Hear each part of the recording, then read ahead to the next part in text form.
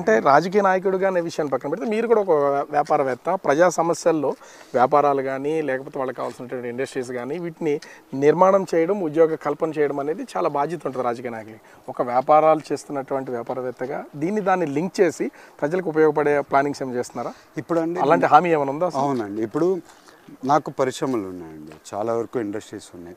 ఆ ఇండస్ట్రీస్ అన్నీ కూడా నాకు ఉండే కనెక్షన్స్, ఇండస్ట్రీస్లో ఉండే కనెక్షన్స్ అయినా కానివ్వండి, వాళ్ళతో ఇండస్ట్రియలిస్టులు ఉండే పరిచయాలు అయినా కానివ్వండి, అవన్నీ కూడా మన ఏలూరు పార్లమెంట్కి ఒక 8 నుంచి 9 ఇండస్ట్రీలు, దాంట్లో 6 నెలల్లోనే మనం గెలిచిన 6 నెలల్లోనే ఒక 2 ఇండస్ట్రీలకి ఫౌండేషన్ కూడా నేను అప్పుడే 2 కంపెనీలతో మాట్లాడేశాను.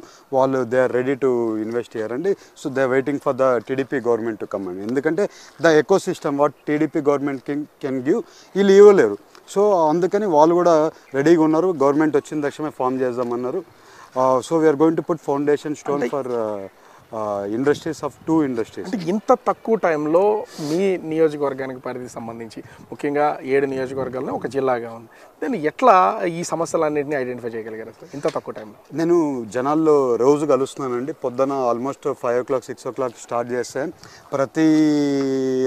ఆల్మోస్ట్ రైతుల్ని చాలామందిని కలిశాను, అలాగే యువతను కలిశాను, మహిళలను కలిశాను, అలాగే ఇండస్ట్రియలిస్ట్ని కూడా కలిసాము.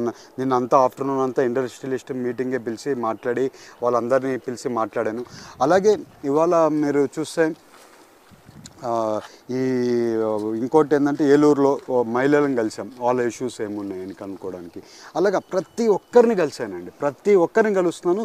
ప్రతి ఒక్కరు వాళ్ళ ప్రాబ్లమ్స్ని అడ్రస్ చేస్తున్నాం. కాబట్టి ఇవాళ ఈ పార్లమెంట్లో ఎన్ని ప్రాబ్లమ్స్ ఉన్నాయో నాకంటే బెటర్ తెలిసిన పర్సన్ లేడు. ఎందుకంటే మేము ఒక వెబ్సైట్ పెట్టాం, వెబ్సైట్లో వాళ్ళ ప్రాబ్లమ్స్ అన్నీ కూడా ఎంట్రీ చేయమన్నాం. ఆ ప్రాబ్లమ్స్ అన్నీ కూడా మేము స్టడీ చేస్తాం. అంటే ఇప్పుడు మీకు వస్తున్నటువంటి ప్రాబ్లమ్స్నే మీ ఎన్నికల ప్రచారానికి కానీ మీ పర్సనల్ మేనిఫెస్టో కానీ ప్రజా సమస్యలను పరిష్కరించడం కోసం ఒక ప్లాన్ ఆఫ్ యాక్షన్ ఏమైనా రెడీ చేస్తున్నారా? చేస్తామండి.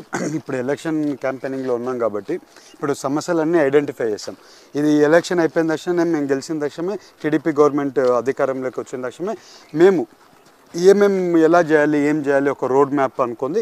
ప్రతి ఒక్కటి వితిన్ 5 yearsలో షార్ట్ పీరియడ్లో పోలవరం ప్రాజెక్ట్ కట్టాలి, అలాగే చింతల్పూడి ప్రాజెక్ట్ జరగాలి, అలాగే రోడ్స్ డెవలప్మెంట్ జరగాలి, డ్రైనేజ్ అయినా కానీ రైతులైనా కానీ ఇవన్నీ కూడా ఒక ప్లానింగ్ చేసుకొని, ప్లానింగ్ ప్రకారం ఆఫీస్లో కూడా మా ఆఫీస్లో ప్రతి డిపార్ట్మెంట్ లాగా ఒక డిపార్ట్మెంట్స్ వాళ్ళ జనాల్ని డిపార్ట్మెంట్స్ అన్నీ పెట్టుకుంది, కరెక్ట్గా టీమ్ కరెక్ట్గా పెట్టుకుంది, దాన్ని కరెక్ట్గా ఒక సిస్టమేటిక్ వేలో చేద్దామన్న ప్లానింగ్లో ఉన్నాం. అవన్నీ కూడా మేము వచ్చిన తక్షణమే ప్రతి ఒక్కరి సమస్యని తీర్చడానికి ఎంతవరకు అవుతుందో అంతవరకు ప్రయత్నం చేయాలని నేను కూడా. అంటే మీ పార్టీ నుంచి ముఖ్యంగా టీడీపీ 2014 నుంచి 19 వరకు అధికారంలో ఉంది. అప్పుడు కూడా పోలవరం ప్రాజెక్టు వేగంగా మేము పూర్తి చేయగలిగాం, వేగంగా పనులు చేయగలిగాం. 2019 నుంచి ఇప్పటివరకు ఏమీ లేదనేది మీ పార్టీ నుంచి వస్తున్నట్టు ప్రధానమైన విమర్శ. సో ఇప్పుడు పోలవరం ప్రాజెక్టు నిర్మాణానికి సంబంధించి దేశవ్యాప్తంగా కూడా చర్చ జరుగుతుంది. ఒక ఎంపీ అభ్యర్థిగా మీరు ఆ పోలవరం ప్రాజెక్టు విషయంలో కానీ పబ్లిక్ కానీ ఏ విధమైనటువంటి హామీ ఇవ్వదలిచారు, అసలు ఏం చెప్తారు? ఇవాళ అండి మనం టీడీపీ గవర్నమెంట్ ఉన్నప్పుడు ఏపీ అంటే అమరావతి, పోలవరం అనేది మెయిన్ అజెండాగా పోతుంది.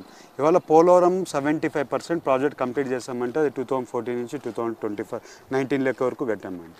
ఇవాళ పోలవరం ప్రాజెక్ట్ కంప్లీట్ చేయడం ఎంతైనా అవసరం ఉంది. ఎందుకంటే ఇప్పుడు అక్కడ పోలవరంలో ఉండేటోళ్ళకి R&R ప్యాకేజ్లు ఇవ్వలేదు, అలాగే వాళ్ళకి ఇల్లులు కడతామని చెప్పి వాళ్ళ ఇల్లులు కూడా ఇప్పటివరకు ఒక ఇల్లు కట్టలేదు. మనం ఉన్నప్పుడు కాలనీలు ఫామ్ చేసి ఇల్లులు ఆల్మోస్ట్ 30 to 40% ఇల్లులు కూడా కంప్లీట్ చేసాం. ఆ పోలవరం ప్రాజెక్ట్ కంప్లీట్ చేయడం ఎంతైనా అవసరం ఉంది. వాళ్ళ పోలవరం ప్రాజెక్ట్ కట్టి R&R ప్యాకేజ్లు ఇల్లులు కట్టాలి, అవన్నీ ఇవ్వాలంటే 60,000 కోట్లు రిక్వైర్మెంట్ ఉంది. ఇవాళ పెద్ద రెస్పాన్సిబిలిటీ మా మీద ఉండేది ఏంటంటే ఇవాళ 60,000 కోట్లు ఎలాగ సేకరించాలనేది మెయిన్. దీని గురించి నేను సార్తో చంద్రబాబు నాయుడు గారితో మాట్లాడడం జరిగింది, లోకేష్ గారితో మాట్లాడడం జరిగింది. Where there is a crisis there is a will అని ఆయన చెప్పడం వల్ల so we have a confidence that we can achieve this project in this 5 years. ఈ ప్రాజెక్ట్ అంటే మీరు ఎన్నికల మేనిఫెస్టోగా టేకప్ చేస్తే మీకు ఎంతవరకు ఉపయోగపడుతుందని భావిస్తున్నారు? అసలు నేను ఈ ఎలక్షన్ ఉపయోగించి గురించి ఆలోచించడం లేదండి. నేను చెప్పేది ఏంటంటే ప్రాజెక్ట్ అవసరం మనకి. మనం ఈ 5 yearsలో టీడీపీ గవర్నమెంట్, ఎన్డీఏ గవర్నమెంట్ వస్తే మనం ఆ ప్రాజెక్ట్ కడదామని చెప్తున్నాం అండి.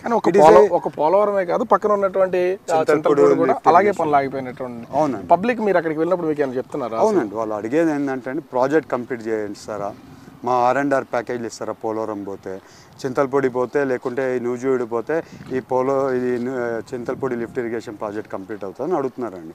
100% కంప్లీట్ చేస్తాం. మేము ఇది ఎలక్షన్ గెలవడానికి చెప్పట్లేదండి. నేను ఇవాళ జనాలకు అప్పీల్ చేసేది ఏంటంటే, ఇవాళ మీకోసం మీరు గెలవాలనుకుంటే ఎన్డీఏ కూటమి వస్తే మనం ఇవన్నీ ప్రాజెక్టులు చేయగలుగుతాం. ఇది మీరు గెలవడం, మా నాయకులు గెలవడం కాదు, మీరు గెలవడం అని చెప్తాం. కొల్లేరు సమస్య అనేది ఎప్పటి నుంచో